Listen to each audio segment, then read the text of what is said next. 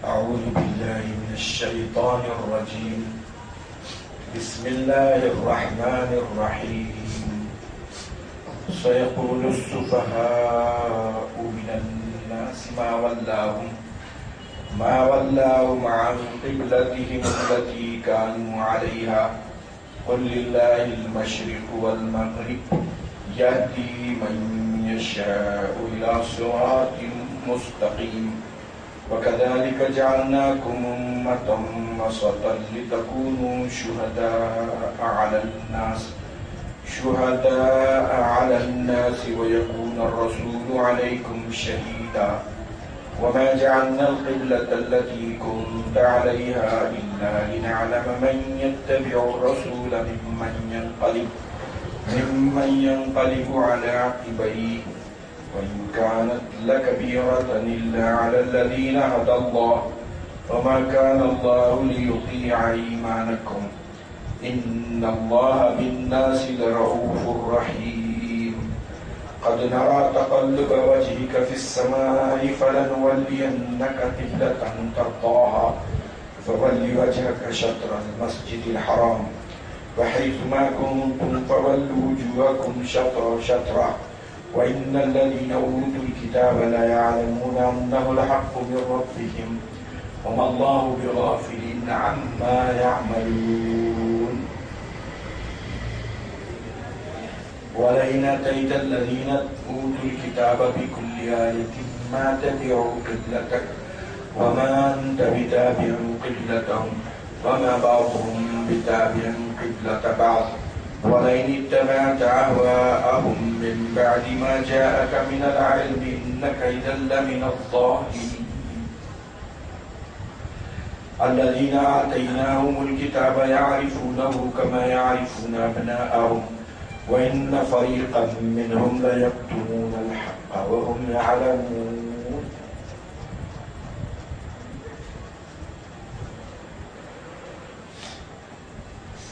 صدق اللہ العظیم. حضرت آدم جب دنیا میں تشریف لائے ان کی آمد سے پہلے اللہ سبحانہ وتعالیٰ نے فرشتوں کو بھیج کر کعبہ بنایا مکے میں. تو حضرت آدم کا قبلہ وہی مکہ رہا ہے، کعبہ رہا ہے. حضرت آدم علیہ السلام کے بعد جو انبیاء آئے ان کا قبلہ بھی یہی قبلہ تھا، مکہ مکرمہ والا. حضرت نوح کا طوفان آ گیا. طوفان نوح میں تو ظاہر ہے کہ سب چیزیں ختم ہو گئی. حضرت ابراہیم علیہ السلام جب تشریف لائے تو اللہ تعالیٰ نے ان کو ان کے بیٹے کو حکم دیا کہ وہ جو منہدم ہو چکا تھا طوفان نوح میں اس کو پھر سے تعمیر کرے. فرشتوں کو کے ذریعے اس کے بنیاد بتا دی گئی. بنیادوں کا تعین فرشتوں نے کیا اور حضرت ابراہیم نے اپنے بیٹے اسماعیل کے تعاون سے کعبے کو کھڑے کر دیا. تو حضرت ابراہیم علیہ السلام کا قبلہ اور ان کی اولاد کا قبلہ وہی تھا. لیکن جب حضرت سلیمان تشریف لائے اور اس کے بعد بنی اسرائیل کے انبیاء کا جو سلسلہ شروع ہو گیا تو ان کا قبلہ اللہ سبحانہ وتعالیٰ نے بیت المقدس مسجد اقصی کو بنایا. چلتا رہا.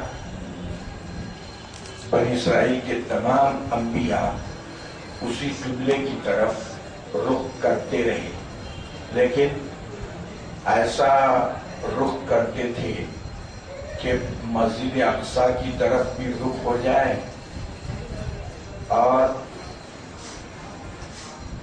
کعبے کی طرف مکے کی طرف بھی رخ ہو جائے. اس طرح نماز پڑھتے تھے.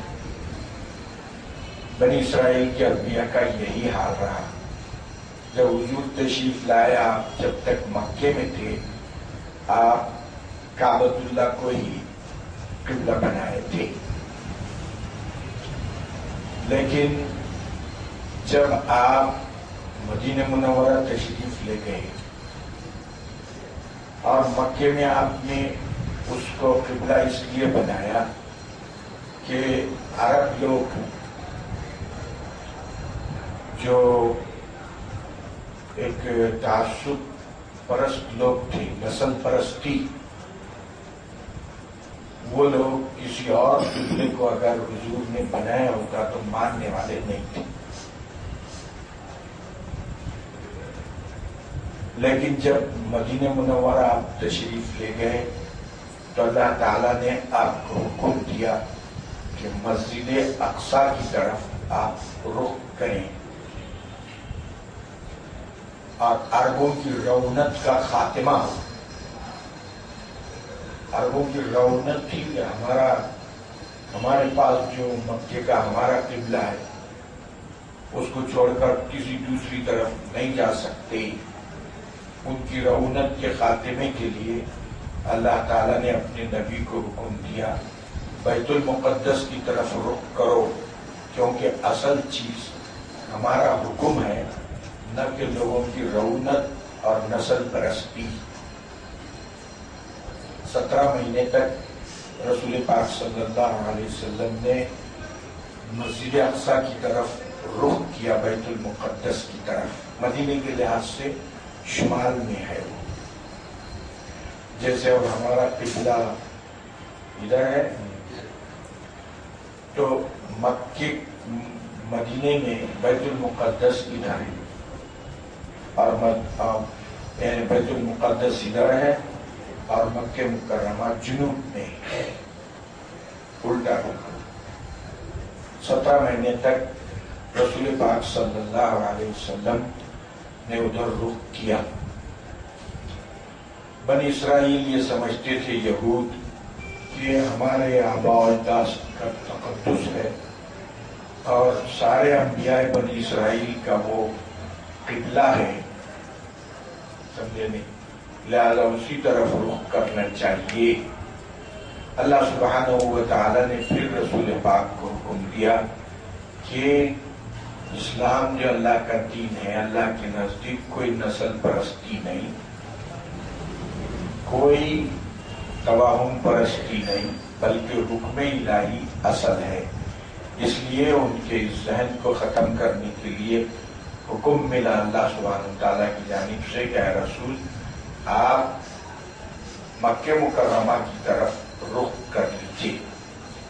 برا بن عازب معرور رضی اللہ تعالیٰ عنہ کے گھر میں حضور ظہر کی نماز پڑھ رہے تھے صحابہ کے ساتھ، تیسری رکعت میں ظہر کے، جبکہ آپ رکوع میں تھے، حکم ملا کہ اپنا چہرہ مکے کی طرف، کعبے کی طرف پلٹا دو، تو اسی رکوع کی حالت میں آپ پلٹ، حکم ملتے ہی تھا تمام لوگ پلٹ۔